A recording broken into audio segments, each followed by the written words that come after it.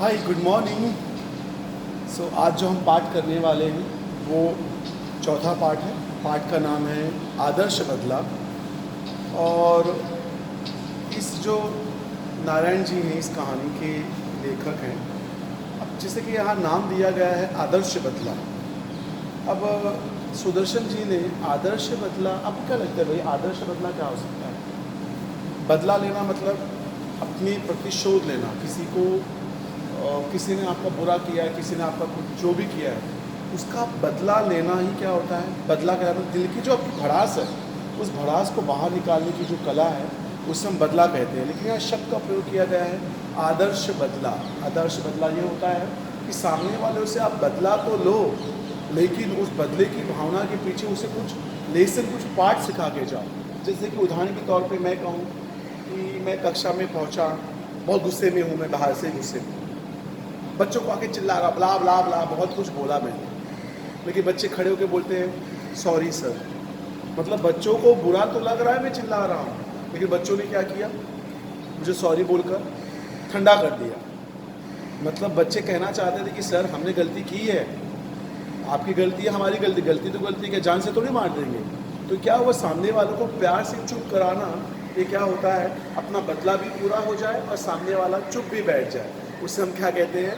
आदर्श बदला कहते हैं। तो बेटा इस कहानी में, ये कहानी तब की है जब बादशाह अकबर राज करते थे।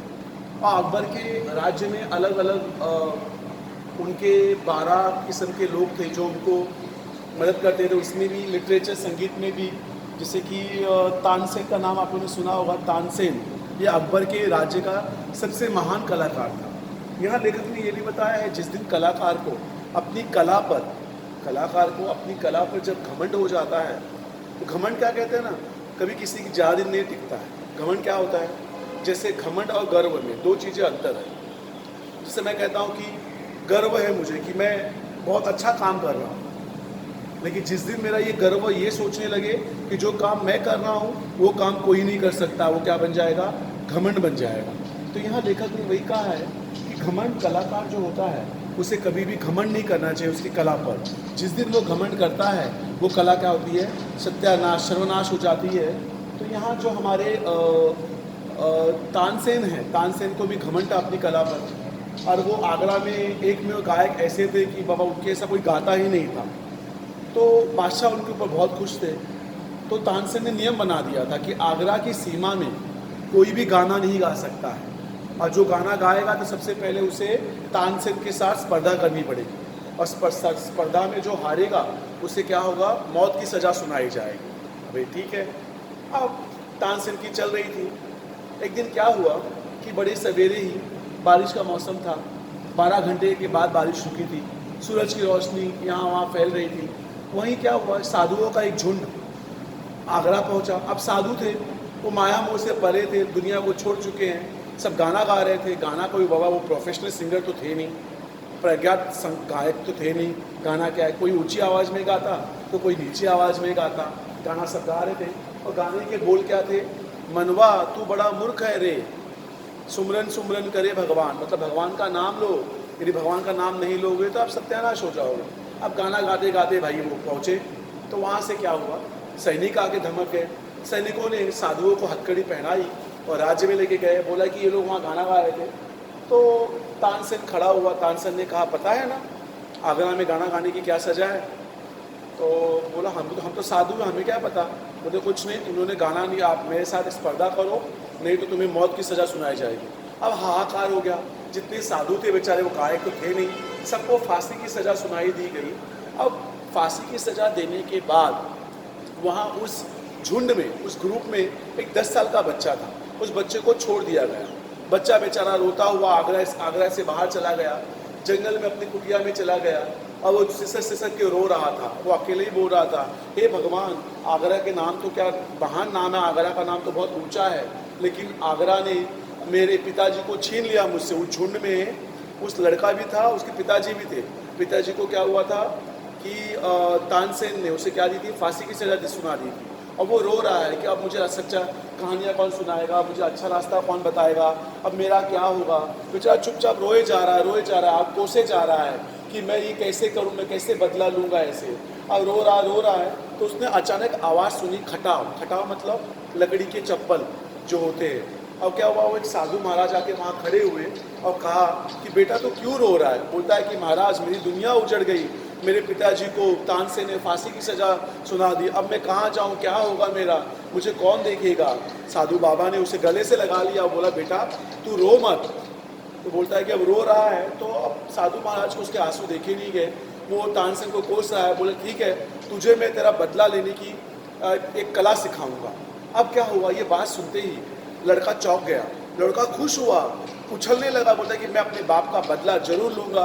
बोलते लेकिन इससे तुझे कड़ी तपस्या करनी पड़ेगी, मेहनत करनी पड़ेगी, 12 साल तक तू मुझे कुछ भी नहीं पूछेगा।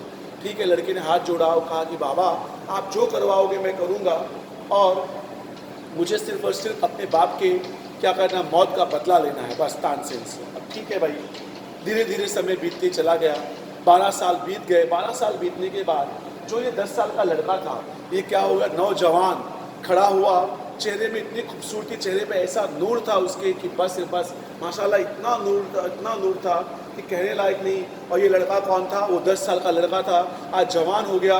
उसका नाम क्या है, बैजू बावरा।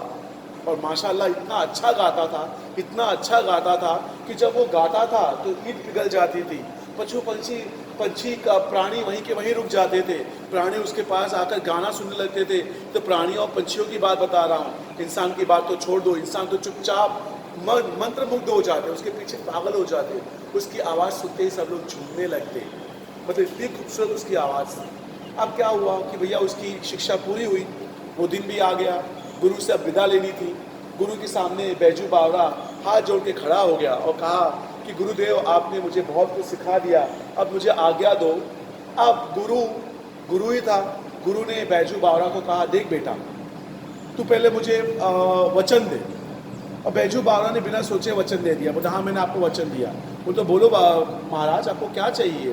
बोला कुछ नहीं, तुझे जो मैंने विद्या सिखाई है इस विद्या से कभी भी किसी का तू नुकसान नहीं करेगा। अब ये बात सुनते ही बैजू बावरा के कांटों तो खून नहीं कि बैजू बावरा ने गाना क्यों सीखा था, वो तानसेन को हराना चाहता था और तानसेन को मौत की सज़ा सुनाना चाहता था और अपने बाप के मौत का बदला लेना चाहता था। लेकिन करे क्या, गुरु के सामने शिष्य चुप था, गुरु था और शिष्य शिष्य था। बैजू बावरा बिना बोले वहाँ से चला गया और धीरे धीरे समय बीतते चला गया। एक दिन बैजू बावरा कहाँ पहुँचा, आगरा के गलियों में पहुँच गया और आगरा के गलियों में वो गाना गा रहा है। लोग उसको देख के झूम रहे थे और फिर झूम रहे थे। नहीं मैडम मैं रिकॉर्ड कर रहा हूँ, नो प्रॉब्लम, मेरा ऑनलाइन लेक्चर हो चुका है, मैं रिकॉर्ड कर रहा हूँ। मैं भी सोच रही थी कुछ रिकॉर्डिंग चल रही है या कोई वेबिनार चल रहा है, कुछ कह रही है। सो बैजू बावरा के गाने को देख के लोग झूम रहे थे। लोगों ने कहा कि लो ये भी अपनी मौत कर मुंह में आ गया, अब इसकी मौत की शामत आई हुई है, अब इसकी खैर नहीं है। लेकिन लोग बहुत जल्दी भूल गए। लोगों ने जब देखा कि भैया कि इसकी आवाज़ इतनी खूबसूरत थी कि दिल को लुभा रही थी, लोग ये भी चीज़ भूल गए। वहाँ से सैनिक आए, सैनिकों ने हथकड़ी लगाने के लिए जब गए तो सैनिक भी उसकी आवाज़ सुनकर वो भी भूल गए और बोलते कि बाप रे इतना सुंदर गा रहा था। गाते गाते सब लोग उसके पीछे पीछे, बैजू बावरा आगे आगे, लोग उसके पीछे पीछे, गर्दी बढ़ते चली गई। जब लोग पहुँचे तो तंद्रा टूटी। जब बैजू बावरा गाना कम कर दिया तो उसकी तंद्रा टूटी। तो क्या देखते हैं कि कहाँ आके पहुँच गए थे वो, किसके महल के सामने आ गए थे वो, तानसेन के महल के सामने। तानसेन घमंडी आके खड़ा हुआ, बोलता है कौन है तू और यहाँ तूने गाना गाने की हिम्मत कैसे की। बोलते कि मैं आपसे स्पर्धा करने आया। बोलता जानता है मेरे से स्पर्धा करने, मुझसे हारेगा तो अपनी जान से अपने हाथ धोएगा। बोलते मुझे जान की कोई परवाह नहीं है, मैं सिर्फ आपसे स्पर्धा करने आया हूँ। ठीक है भाई, स्पर्धा होगी। अब सैनिकों की तंद्रा टूटी, वो भी होश में आए, हथकड़ी पहनाई गई। बैजू बावरा को महाराज के सामने, अकबर के सामने पेश किया गया। अकबर ने कहा जानते हो ना कि तानसेन के साथ स्पर्धा करने की क्या होती है, मौत की सज़ा मिलती है। तो ठीक है भैया, ऐलान हो गया कि कल मैदान में, यहाँ जो मैदान है वहाँ क्या होगा, बैजू बावरा और तानसेन की स्पर्धा होगी। अब क्या होगा, ये बात आग की तरह पूरे महल में फैल गई।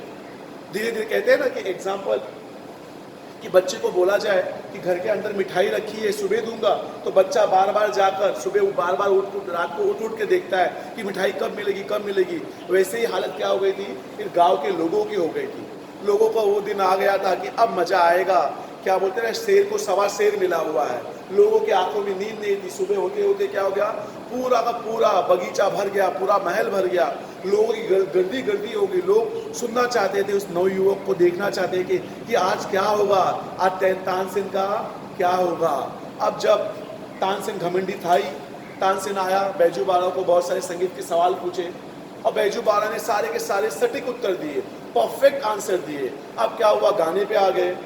अब तानसेन ने जब बैजू बावरा ने गाना गाना शुरू किया तो जब उसने सितार बजाई तो सितार की आवाज़ से सब लोग स्तब्ध रह गए, एवरीवन शॉक्ड। सब लोग उसका गाना सुन रहे थे, इतना प्यारा गाना गा रहा था, इतना सुंदर गाना गा रहा था कि मैं क्या कहूँ, कि बस कहने की बात है। सब लोग झूम रहे थे और देखते देखते क्या हो गए, वहाँ हिरन भी आ गए।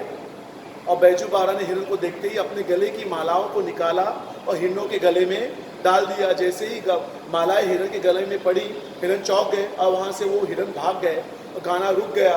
और फिर बैजू बावरा ने तानसेन को कहा कि जो मेरे हिरन मेरी मालाएं लेके गई हैं, आप उन हिरनों को बुला के दिखाओ तो मैं जानूँ आप गायक हो। अब क्या था, तानसेन घमंडी था। तानसेन ने अपनी सितार को बजाना शुरू किया और तानसेन ने ऐसी सितार बजाई, ऐसी बजाई कि कभी ना उसने बजाई थी न शायद कभी बजाएगा, क्योंकि उसके सामने क्या थी, उसकी मौत खड़ी थी। वो जान गया था कि ये सामने जो आदमी बैठा है ये आम आदमी नहीं है, ये महान कलाकार है, ये गुरु है। इसके सामने मैं आज खड़ा हूँ, आज मेरी परीक्षा है और अपनी जानों की क्या करा परवाह कर रहा है। वो बजा रहा सितार बजा रहा है, लेकिन वो पानी हो गए। सितार बज रहा है, गा रहे हैं, लेकिन क्या हुआ, वहाँ से वो प्राणी आए नहीं। तो जब उसका मुंह लाल हो गया तानसेन का, उसे गुस्सा आया। वो बोला कि अरे इसमें क्या बात है, वो प्राणी तो हिरन ऐसे ही आगे होंगे, लेकिन तुम सचमुच के गायक हो ना, वापस गाना गाओ और उस हिरन को वापस बुला। बैजू बावरा हंसा, बोला ठीक है। और बैजू बावरा ने वापस अपनी सितार को बजाना शुरू किया और ऐसे गाया कि हवाओं में एक जादू हो गया और हिरन आके उसके सामने खड़े हो गए। हिरनों के गले से उसने माला निकाली और कहा लो। अब क्या था कि उसका घमंड, किसका, तानसेन का घमंड चूर हो गया था। तानसेन जान गया था कि अब मेरी सर पे मौत है। उसने हार को स्वीकार कर लिया था। बादशाह का मुंह भी उतर गया था। बादशाह ने कहा कि भैया अब तानसेन की जान बैजू बावरा आपके हाथ में है। बैजू बावरा खड़ा हुआ, हाथ जोड़े, कहा कि मुझे इनकी जान नहीं चाहिए महाराज, लेकिन जो आपने आगरा में नियम लगाया है, जो आपने नियम बनाया है इस आगरा में, उस नियम को तोड़ दो कि इस आगरा में कोई गाना नहीं गा सकता है। किसी मौत की सजा जो रखी है आपने उसे हटा दो, बस मैं कुछ नहीं चाहता हूँ। यही क्या है, तानसेन की सजा है। कोई भी गाना गा सकता है, कोई भी आ सकता है। अब भी उसने हाथ जोड़ा और तानसेन के सामने खड़ा हुआ बैजू बावरा और हंसा और बोला, जानते हो मैं कौन हूँ? तो बोलता है कि मुझे पहचाना, आज से 15 साल पहले तूने एक साधु के झुंड को फांसी की सजा सुनाई थी और 10 साल के बच्चों को तूने जिंदा छोड़ दिया था। वही 10 साल का बच्चा मैं हूँ। तूने मेरे बाबा को फांसी की सजा दी थी, लेकिन मैंने तुझसे बदला लेने के लिए सब कुछ सीखा, लेकिन मेरे गुरु ने मेरे हाथ बांध लिए। तुझसे मैंने मेरे बाप के मौत का बदला तो ले लिया, लेकिन तुझे मैंने क्या दिया, एक मैंने पाठ पढ़ाया कि भैया अपनी कला पे घमंड कभी भी मत करो। कला हर एक के पास होती है, किसी के पास कम होती है, किसी के पास ज़्यादा होती है। कलाकार को उसकी कला की तपस्या करना चाहिए, ना कि अपनी कला पे घमंड करना चाहिए। तूने घमंड किया, तुझे घमंड तेरा ले डूबा। मैंने भी कला सीखी तुझे हराने के लिए, लेकिन मेरे गुरु ने मुझे सिखा दिया कि बेटा ये जो कला होती है किसी को क्या हराने के लिए नहीं होती है या कुछ जीतने के लिए नहीं होती है। कला होती है। कलाकार सिर्फ अपनी कला का क्या करता है, सेवा करता है, तपस्या करता है, तो जाके वो प्रांगत होता है, एक्सपर्ट होता है। लेकिन जिस दिन कला को आप अपने, कहते हैं ना कि अपनी फायदे के लिए उसका प्रयोग करोगे तो आप बर्बाद हो जाओगे। और क्या हुआ, तानसेन को उसकी जान वापस दी गई। तानसेन के आंखों में आंसू थे, उसके आंसू टपक रहे थे और बैजू बावरा हाथ जोड़ के खड़ा था। बैजू बावरा ने अपना आदर्श बदला ले लिया था, अपनी बाप की मौत का बदला ले लिया था, बल्कि तानसेन को उसकी जान बख्श के उसने अपने बाप की मौत का बदला लिया। और ये क्या कहलाया, उसका आदर्श बदला कहलाया। यही इस कहानी में दिया गया है कि भैया कलाकार को एक बात कि आपको बदला लेना है तो आदर्श बदला लो। दूसरी बात, कलाकार को कभी भी अपनी कला पर घमंड नहीं होना चाहिए। देख लो बेटा, भाषा, कला, संगीत ये किसी की विशेष जाति की थाती नहीं है। कोई भी आ सकता है, कोई भी कलाकार है, कोई भी गा सकता है, कुछ भी। फॉर एग्जाम्पल, भारत हमारा देश है, हम भारतीय हैं तो भारत के किसी भी कोने में जा सकते हैं, कुछ भी नहीं कर सकते हैं, मतलब कोई भी नौकरी कर सकते, कहीं भी जा सकते हैं। कोई कहेगा कि ये देश, ये राज्य मेरा है तो नहीं चलेगा। ये राज्य, ये देश हर एक का है। तो कला भी किसी की बाप की थाती नहीं होती है। कला कला होती है। भगवान जिसे देता है, जो तपस्या करता है, उसे कला मिलती है। आदमी में कभी भी घमंड नहीं होना चाहिए। गर्व रखो लेकिन घमंड मत रखो। कहते हैं ना, ऊंचे ऊंचे सब चले, नीचा चले न कोई, जो नीचा चले एक दिन ऊंचा हो। यानी जो घमंड करता है, मराठी में कहावत है, गर्वाचे घर नेमी खाली। जो घमंड करता है वो ले डूबता है। तो यहाँ घमंड बुरी चीज़ है, लेकिन जो भी कला सीखो आप, उस कला का प्रयोग आप उचित तरह से करो। जैसे अभी आप चल रहा है, देखो माहौल, डॉक्टर को भगवान कहते हैं, लेकिन डॉक्टर क्या कर रहा है? डॉक्टर अपने बॉडी के पार्ट निकाल के बेच रहा है। कुछ भी हो जाएगा उसे कोरोना लिख रहा है। ये सारी बातें क्या है? भगवान ने उसको दिया है, लेकिन तो उसका क्या कर रहा है? दुरुपयोग कर रहा है। तो यहाँ इस पाठ में सुदर्शन जी ने बताया है कि जो कलाकार, जो इंसान अपनी कला पर या जो अपनी कलाकारी पर घमंड करता है, वो एक दिन डूब जाता है। अब हम देखते हैं पाठ में क्या लिखा है।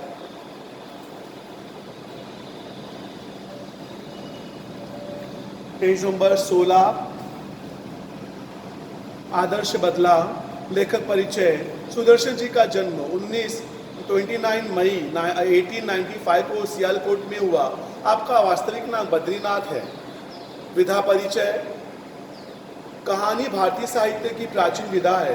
कहानी जीवन का मार्गदर्शन कराती है, जीवन के प्रसंगों को उद्घाटित कराती है, मन को बहलाती है। अतः कहानी विधा का विभिन्न उद्देश्यों के अनुसार वर्गीकरण किया जाता है। इसे अंडरलाइन करो, 2 मार्क का क्वेश्चन बोर्ड में पूछा जाएगा कि जो विधा दी गई है, कहानी क्या होती है, कहानी की विधा क्या है, इसे अंडरलाइन कीजिए आप। अतः कहानी विधा का विभिन्न उद्देश्यों के अनुसार वर्गीकरण किया जाता है। सरल सीधी भाषा, मुहावरों का सटीक प्रयोग, प्रवाहमान शैली कहानी की प्रभावात्मकता को वृद्धिता कराती है। पाठ परिचय। पाठ परिचय। प्रस्तुत पाठ में लेखक ने बदला शब्द को अलग ढंग से व्याख्यात करने का प्रयास किया है। यदि वह बदला किसी के मन के उत्पन्न हिंसा को समाप्त कर उसे जीवन का सम्मान करने की सीख देता है, तो वह आदर्श बदला कहलाता है। मतलब आदर्श बदला क्या होता है? जिस दिन आदमी का दिल मोम बन जाए, उसकी बदले की भावना समाप्त होकर उसका बदला लोगों की सहायता के लिए, किसी के भले के लिए हो, तो वो क्या हो जाता है? आदर्श बदला कहलाता है। वह आदर्श बदला कहलाता है। बचपन में बैजू अपने पिता को भजन गाने के कारण तानसेन की क्रूरता का शिकार होता हुआ देखता है, परंतु वही बैजू तानसेन को संगीत प्रतियोगिता में पराजित कर उसे जीवन दान देता है और संगीत का सच्चा साधक सिद्ध होता है। कलाकार को अपनी कला पर अहंकार नहीं करना चाहिए। कला का सम्मान करना कलाकार का परम कर्तव्य होता है। जिस दिन कोई कलाकार अपनी कलाकारी पे घमंड करता है, उसकी कला सर्वनाश हो जाती है। लेखक क्या कहते हैं कि कलाकार को कला की इज्जत करनी चाहिए। यदि वो इज्जत ही नहीं करेगा तो कला क्या, कला उसकी इज्जत करेगी क्या? नहीं। बड़े बड़े लोग, जिस दिन आपको घमंड हो जाए ना, तो कब्रिस्तान का एक चक्कर लगा के आओ, पता चल जाएगा कि बड़े बड़े उस मिट्टी के नीचे दबे हुए हैं। अल्लाह ताला ने कहा है कि जिस दिन वक्त आपके हक में हो तो घमंड मत करो, और जिस दिन वक्त आपके हक में ना हो तो सब्र करो। सब्र। अभी हम लोग क्या कर रहे हैं? सब्र कर रहे हैं ना। इतनी जो सिचुएशन चल रही है, हम सब्र कर रहे हैं। तो जिस दिन जिसने घमंड किया, मैंने पहले ही कहा, घमंड क्या होता है कि कोई चीज़ मैं अच्छी तरह से कर रहा हूँ, लेकिन यदि मैं सोच लूँ कि जो चीज़ मैं कर रहा हूँ वो चीज़ कोई नहीं कर सकता है, तो ये मेरा घमंड है। और गर्व क्या है कि भैया ये चीज़ मैं कर रहा हूँ अच्छी तरह से, ये काम सब लोग करें, तो ये मेरा गर्व है। लेकिन घमंड क्या होता है कि जो काम मैं करता हूँ कोई नहीं कर सकता, ऐसे ही सोचूं, तो ये मेरा क्या है? घमंड है। यही गर्व और घमंड में अंतर है। अब देखते हैं पाठ में क्या लिखा है। अब हम अगले नेक्स्ट लेक्चर में पाठ पूरा करेंगे।